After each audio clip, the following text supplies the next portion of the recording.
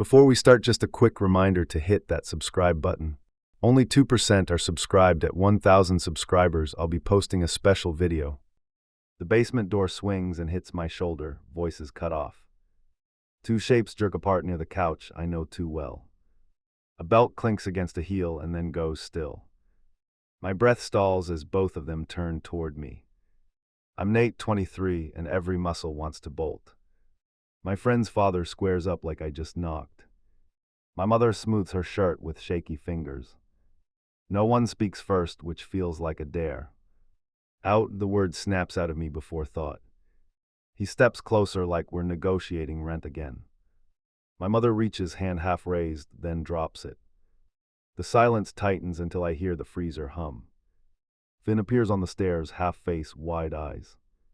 He takes one step, then hesitates like the step burned. Not now, I throw up a palm to hold him. He freezes there and the air starts to tilt. My mother tries a small smile that crumbles fast. Please, she nods at the door like there's privacy upstairs. I plant my feet and shake my head once. We end this here or it ends me. He laughs short like a coach after a foul. He grabs his belt and threads it slow. My hands curl so hard the nails ache. Finn swallows loud enough to count as a warning. How long? I keep it flat so it lands. My mother bites her lip and finds the floor. His shoulders lift like this is a harmless favor. Finn's jaw works and shame throws sparks. A phone vibrates on the table and dies. No one moves to check it, which says plenty.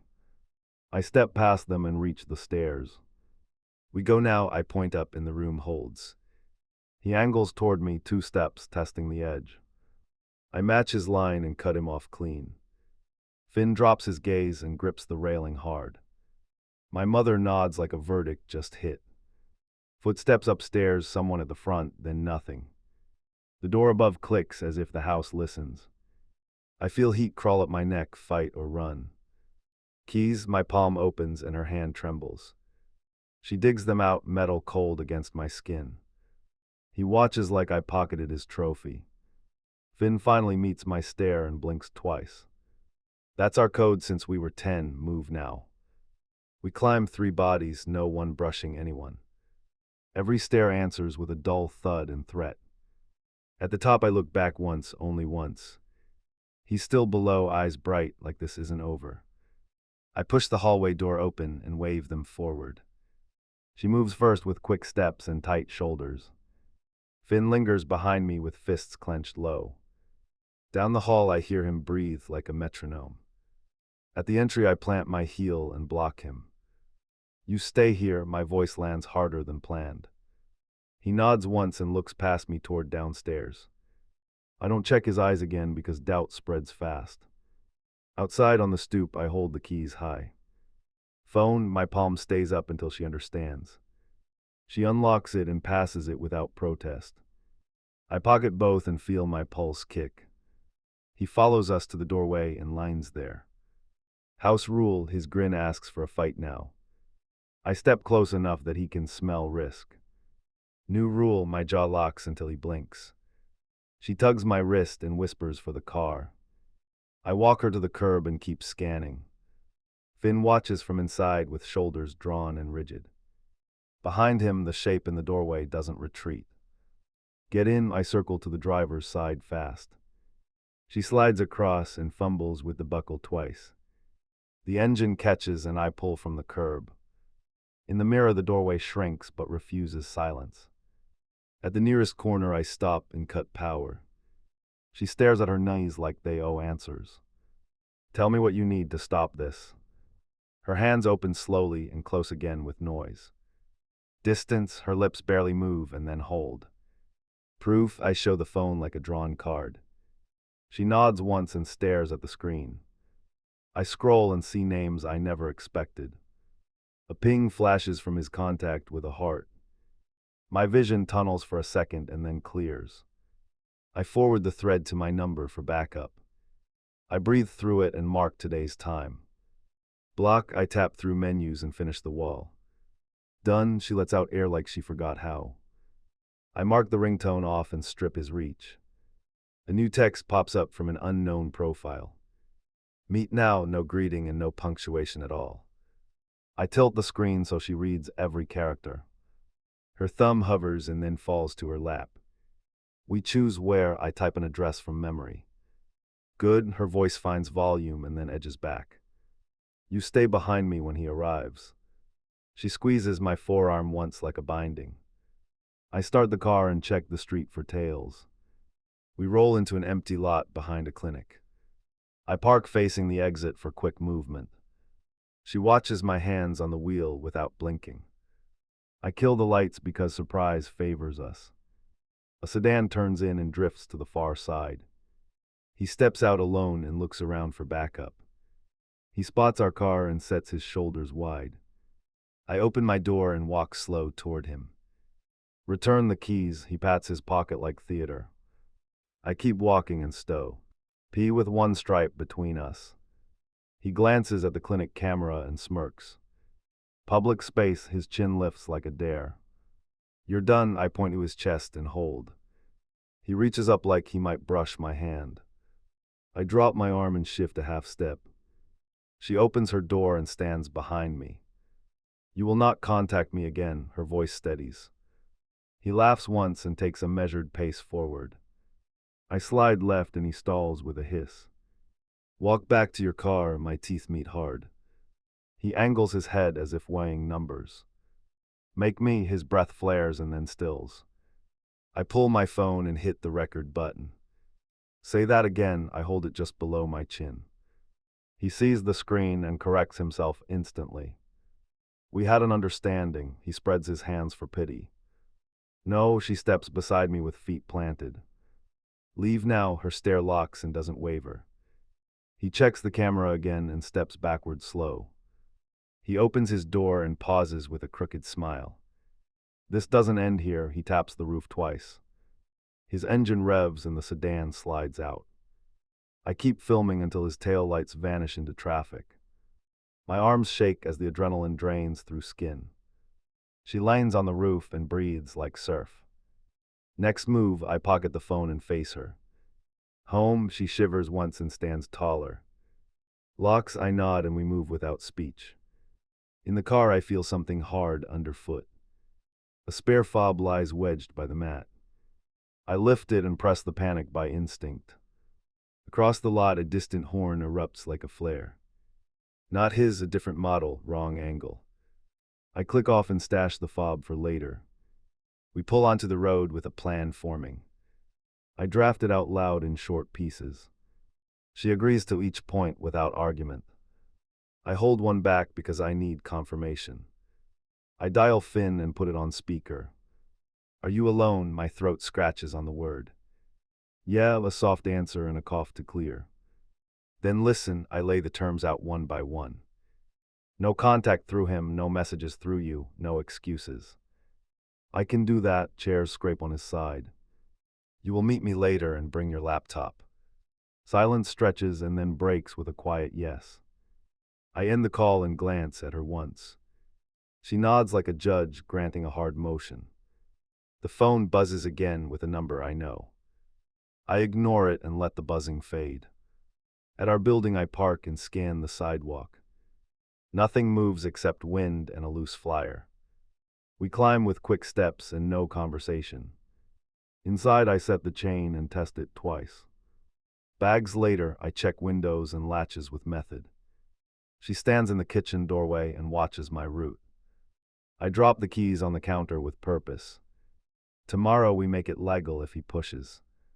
I wrench the deadbolt loose and drop it in a drawer. New hardware slides in with a firm click and hold. A thud echoes down the hallway like someone tested distance. I keep the screwdriver in my palm until the quiet returns. On the counter, I line up her apps for inspection. We switch passwords, add codes, and remove familiar names.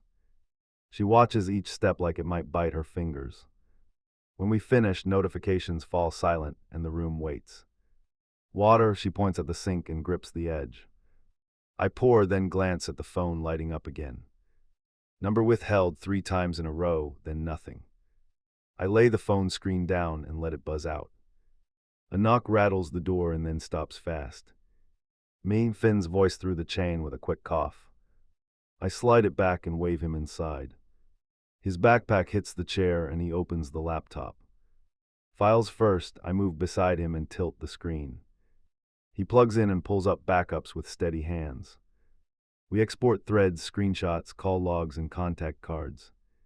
A shared folder builds with timestamps that don't argue. He scrolls, brows tightening, then taps a calendar entry. A location tag sits on tonight with a 2-word title. Room booked for 6 and a different phone number. I take a photo of the screen because I want redundancy. She thought it would end here, he rubs his thumb raw.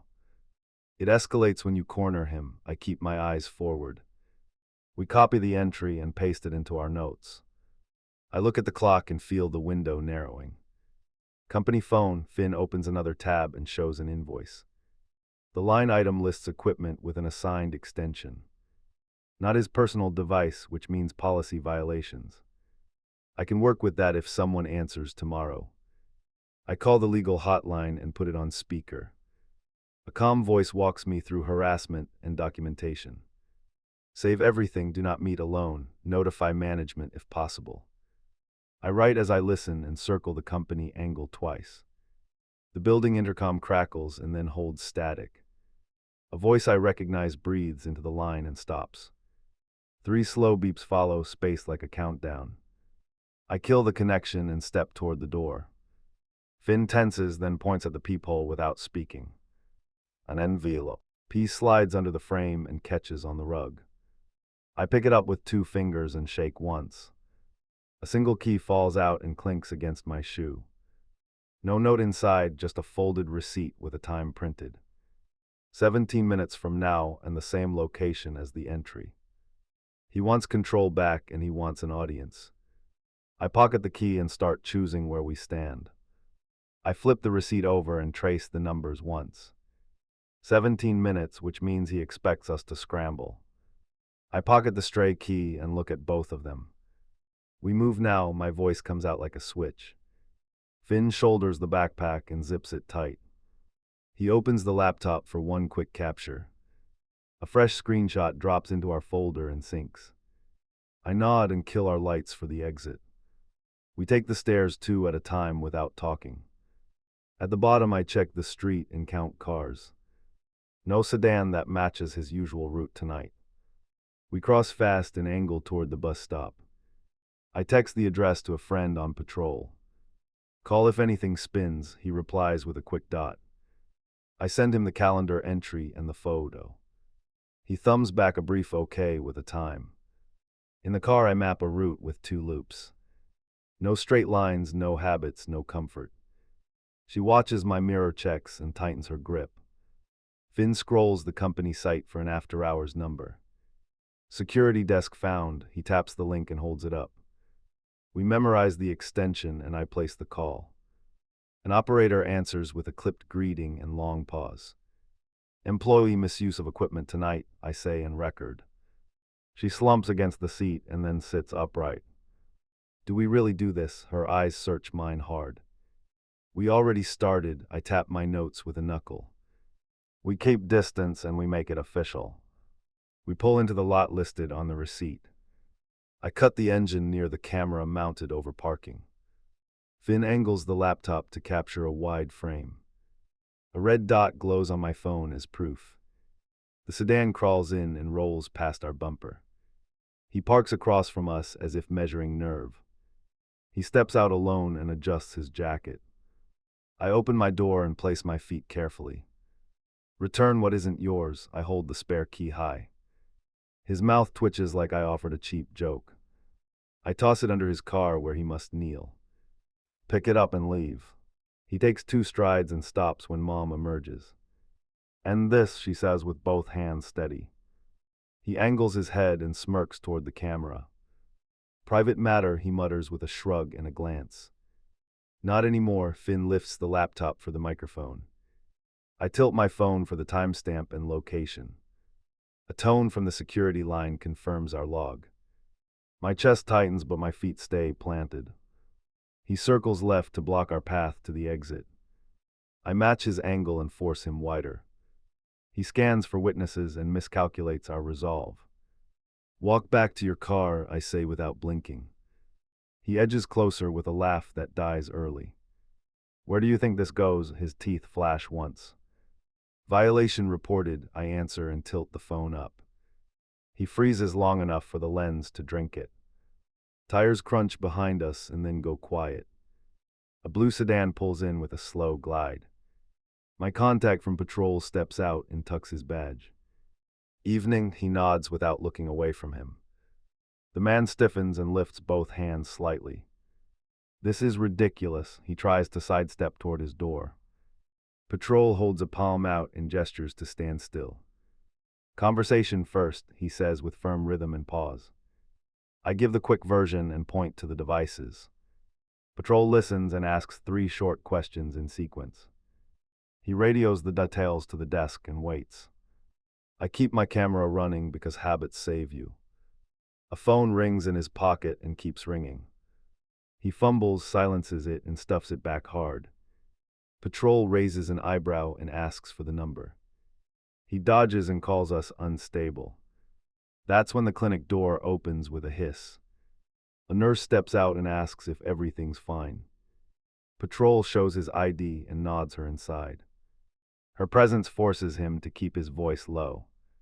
Keys under your car, I remind him and point. He crouches and sweeps a hand under the frame. He comes up empty and looks rattled for once. The metal glints by the tire and he misses it. Finn angles the laptop and zooms on his hands. We capture the search and the flicker of panic. I feel the shift happen like a gear catching. He knows we have control and he hates it. Patrol clears his throat and lays out 2 options. Leave now and accept a written trespass warning later. Stay and talk to the company security on speaker. The man weighs it and tries to stare me down. Mom steps closer until her shoulder touches mine. Choice now, she says with a level tone. He breaks eye contact and spits a curse near his shoe. He chooses the first option and stomps for his door. He reverses fast and clips the curb on the way. Patrol radios the plate and logs the direction. I lower TA. E-phone but keep the file open. My hands shake only after the taillights vanish. Patrol scribbles the incident number on a torn card. File the formal report tomorrow, he says without drama. Company contact will call within an hour. He tucks the pen away and gives a final nod. When he leaves, the lot feels charged and unstable. Mom leans into the car and exhales like a release. Finn closes the laptop and presses it to his chest. We all stand there until another notification buzzes. Unknown number again, short message with 3 words. See you Wednesday, no punctuation, no context. I screenshot it and forward to the case log. We lock eyes because Wednesday changes everything. The unknown number rings again, same 3 words, then stops dead. I slide the phone to silent and stare at the clock. Wednesday is closer than it feels, and that's his plan. We need leverage before he calls the tune again. Laptop, I tap the table and Finn opens it fast. He pulls up the shared folder and checks the sync. Files load one by one, clean and time-stamped. I add tonight's clip and watch the bar crawl. Her screen lights with a private call from the company. Answer on speaker, I tilt it toward the center. A manager introduces himself with clipped phrases and care. Repeat that, I say, and Finn hits record. Allegation received, internal review starting tonight. He reads off a case number and a callback window. He asks for any unsafe contact to be reported. I give him the message about Wednesday and the location. A pause clicks across the line like teeth. Do not meet, provide everything you have immediately. He offers a monitored address for uploads right now. Finn drags the folder in and we watch it process. Another alert pops up before the upload ends. This time it's an email from corporate security. Mandatory interview for the employee tomorrow morning. They want our availability after his time slot. I text back a firm yes with our preferred hour. They reply with a calendar invite and call details. I accept and forward it to both of them. I feel my ribs loosen and then brace again. The building intercom crackles with 3 short tones. I step to the door and hold my breath. Package drop, a voice I don't recognize, too cheerful. Leave it, I say, and stay frozen. A sealed envelope waits when I open the hall. No return address, only our unit number scrawled wrong. I scan the stairwell and catch nothing but echoes. Inside, a receipt for storage with a locker code. He wants us to chase ghosts while he resets. I photograph the slip and upload it to the case. Not touching that locker, I tell them flat. We'll let security pull that thread if they want it. Finn paces and rubs his knuckles against his palm. Friends will ask why I vanished tonight. They can wait, I answer, but my jaw tightens. He nods and types a short message to a group. Her phone buzzes with a local number and a request. A counselor offers an early slot tomorrow if needed. I look at her face, searching for refusal. She nods once and I book it before the window dies. The manager texts again with a single instruction. If he appears at your door, call immediately. I save it as a pinned note above everything. We are done improvising while he plays brave. A car alarm shatters the quiet from the street. We freeze and exchange a look neither of us wants. I step to the window and lift the edge of the shade. Same sedan passes slowly, not stopping, not speeding. My pulse spikes, then steadies behind a decision. We leave one light on and rotate the watch. Finn volunteers for the first block with steady eyes. I take second and keep the phone on my chest. During my shift, I draft a simple message to him. Delivered to the monitored inbox with the case. Cease all contact with me and my family immediately. Further approach will be documented and escalated. A minute later, a read receipt pings the thread. No reply follows, which feels worse than insults. I capture the read time and save it with the others. He knows we're organized and that buckles people. Near dawn, the corporate number rings again, urgent. They moved his interview to first thing with HR present. Will you provide a written statement by 8? Yes, I answer, and the tremor in my voice passes. We build the statement in terse lines and bullet points. Dates, calls, the lot, the envelope. Finn ad system logs from the company device. She signs her name and exhales like a verdict. Before sending, I add one final detail from tonight. The locker code and the storage receipt untouched. Use your own team to retrieve and inventory contents. I hit send and watch the confirmation blink. My phone pulses with a new message from a new source. Thank you for cooperating, do not attend Wednesday. They request a check-in after his interview concludes. I set an alarm and finally allow my shoulders to drop. Finn packs up but hesitates near the door. If he loses his job, he comes for me. We'll be waiting before he even thinks, I answer. I point to the patrol card and the live case. He pulls his hoodie up and gives a small nod. Later today, bring the work badge if you can. He taps his chest and promises without words. I lock the door behind him and triple-check the chain. She fills a glass and doesn't drink it. We finish this clean, I tell her with care. She presses her fingers to her temples and breathes. I stand beside her until the phone vibrates again. Alarms buzz 5 minutes before the interview window opens. I mute mine and wake her with a light tap. Ready? She nods once and grips the back of a chair. We join the call and wait for the tone to drop. A compliance officer appears with clipped greetings and dates. Record is on, I tilt my phone and start capture. We received your packet, we will question him shortly. Her eyes flicker to mine and hold there. They ask for any late-night contact since our last upload. I read the 3-word message and the storage slip. He notes it without commentary and requests the locker details. I give the code slowly so there's no mistake. Stay reachable, the officer says, then the screen clears. Silence returns heavy and expectant and feels brittle. I set the phone down and open the notes. A new calendar invite pops up with a surprise. Post-interview check-in moved earlier by 2 hours. That means something shifted on their side hard. I swallow and text Finn to bring the badge. He responds with a single dot and a minute. Knuckles wrap the door with a crisp pattern. Me, his voice through the chain with steady breath. I let him in and kill the deadbolt behind. He hands me the badge and keeps moving. His car isn't at their lot, Finn murmurs at once. My friend just drove by and checked twice. I feel the floor tilt under that detail. Then he's improvising before consequences land. We divide roles while my watch eats minutes. Finn scans the badge number for relevant links. She reviews our statement and strikes 2 soft spots. I edit them into straight line. S with hard edges. A corporate number flashes again and I answer fast. He missed his interview and isn't on site. The officer speaks in tightened phrases and clipped clauses. Continue avoiding contact. Police report advised if he approaches.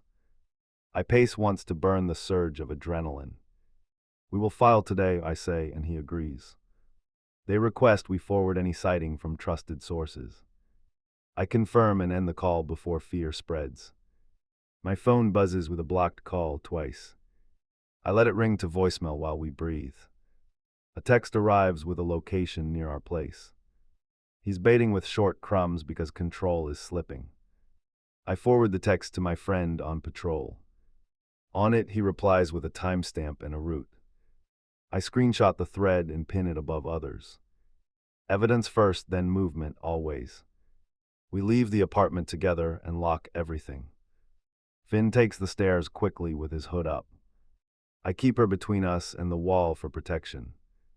Every step feels like a test I must pass. Outside, traffic is steady and anonymous and useful. I scan for the sedan and count 3 similar models. None turn toward us, which calms nothing.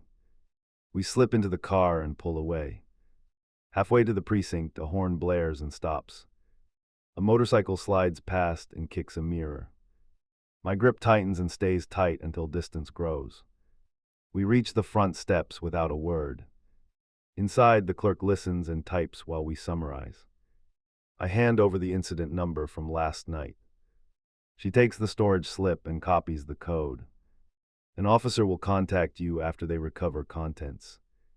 We leave with a case printout and a direct line. I feel steadier with numbers that lead somewhere.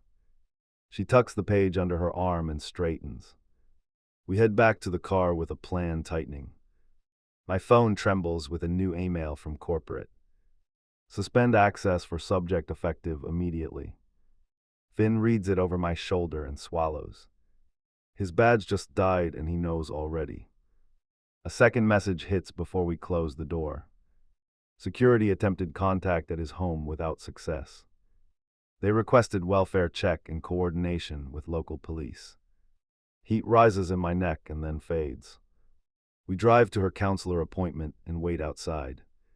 She touches my wrist and nods for me to stay. I will talk, you stay reachable for calls. I agree and watch the entrance like a guard. While she meets the counselor, I prepare our Wednesday plan.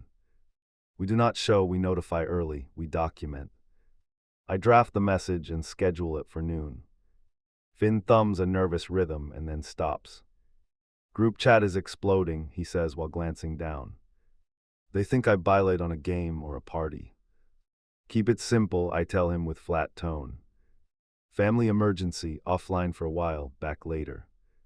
He types and pocket drops the phone without hesitation. Do you think he'll swing by the apartment? He asks low.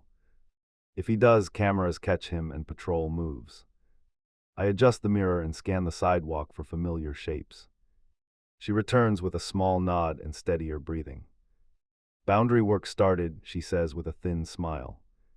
I gave my number for follow-up this afternoon. That gives the day a spine and I accept it. At noon, I trigger the message to corporate security. We will not attend any unsanctioned meeting on Wednesday. We request confirmation that the locker retrieval proceeded. It sends and I stare at the bar until complete. A call lands 3 minutes later with crisp steps. Storage unit opened, items secured, you will be updated. I ask nothing else because they cannot disclose specifics. He promises contact once law enforcement clears release. We barely finish that call when my friend pings.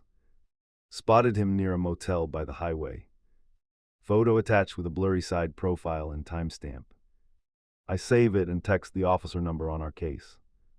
The officer calls back with curt efficiency. Do not approach, units are on the way. Stay inside a public space until we confirm status. We nod at each other and head into a diner. I order water and keep my eyes on the door. Finn sets the laptop down but doesn't open it. She folds her hands and watches me instead. We wait while the clock drips through seconds. 20 minutes later, a message lands from corporate security. Subject detained by police for questioning regarding threats. They request a fresh statement describing this morning's calls. My shoulders drop just enough to pull new air. I write a concise update and attach the voicemail. Finn adds the screenshot from our friend's sighting. She writes a single line about feeling unsafe. We send it and I feel a shift inside me. A detective calls from the precinct with neutral cadence. He thanks us for the documents and asks one question. Are you willing to pursue a protective order today? Yes, I answer while watching Finn for support. Good, the detective says, then lists next steps. We must are at the courthouse within the hour. Bring your case numbers and any messages since dawn. He ends the call and I realize my hands are still. We drive straight there because momentum is everything. The clerk processes our forms and explains the hearing. I sign, she signs, Finn signs as a witness. A hearing officer reviews the packet with methodical calm. He grants a temporary order with strict conditions. No contact, no approach, no third-party messages. Enforcement goes live once service is completed. The paper lands in my palm with surprising weight. Outside, my phone vibrates with an unknown text. You don't win, the message reads with careless grammar. I forward it to the detective with the new order. He replies fast and tells us to stay available. We return home but do not relax. I run a quick sweep and check the chain again. Finn settles by the window and listens for engines. She sits at the table and laces her fingers. The afternoon stretches and doesn't break, then breaks. Corporate security emails a formal update with bullet points. Access revoked, investigation opened, police coordination ongoing. They thank us for cooperation and request a call tomorrow. I answer with a brief acknowledgement and one condition. All contact about this case must be written and archived. They agree and include 2 direct addresses for future. I copy them into our shared folder for reference. As evening approaches, I draft one more message. This one goes to Finn's group chat with careful tone. I tell them we need space and will explain later. Reactions stack, then taper, then quiet returns. A car slows near our building and lingers. I record the plate and send it to patrol. My friend replies with a thumbs up and a root. The car drifts on and doesn't come back. At 7, the detective calls with clear progress. Subject served with the order, compliance required immediately. He notes the new threatening text and logs it. Call us if any vehicle stops outside again. We eat quickly because bodies need fuel during storms. No ceremony, no chatter, just function. Finn pushes his plate away and looks to me. What now, he asks, rubbing his wrists. Now we hold the line, I say and mean it. We keep receipts, we keep distance, we heal slow. He nods and looks less haunted than this morning. That small shift tells me we can finish this. The night deepens and another update pings the inbox. Corporate will suspend the subject pending final review. They schedule our debrief for tomorrow afternoon. I accept and block out the hour on our calendar. A final text arrives from an unknown sideline. Please call, I made mistakes. No name, no number I recognize, only tone. I forward it and do not answer. Before sleep, I lay out tomorrow aloud. Courthouse follow-up, debrief call, counselor appointment, locks again. She listens and corrects 2 times, then nods. We end with a promise I never thought we'd say. No secrets, no side channels, no favors dressed as help. I write it on a scrap and tape it up. Finn reads it once and touches the corner. We let the room hold those words like a guard. In bed, I stare at the ceiling and count breaths. I replay the basement, the lot, the motel. Each scene ends with us choosing harder boundaries. I finally close my eyes because fear lost ground. Morning comes quicker than sense, but also cleaner. A message waits from corporate with 2 sentences. Locker contained company property and personal items, no contact authorized. I hold the phone and feel the last thread loosen. I wake her and show the message without commentary. She exhales and reaches for my hand with purpose. Finn steps out from the hallway with quiet feet. We stand there until the buzzer shakes the door. Patrol, my friend calls through the chain and waits. I let him in and he hands me a copy. Service confirmed, order filed, case updated in full. He tips 2 fingers and heads back out. I pin the order above the counter for visibility. Not as a trophy, as a boundary that holds. My phone remains face down for the first time. We start the coffee and plan the debrief like adults. When the call begins, I feel something new inside. Not relief, not victory, just steady ground under choices. They review next steps and ask if we're safe.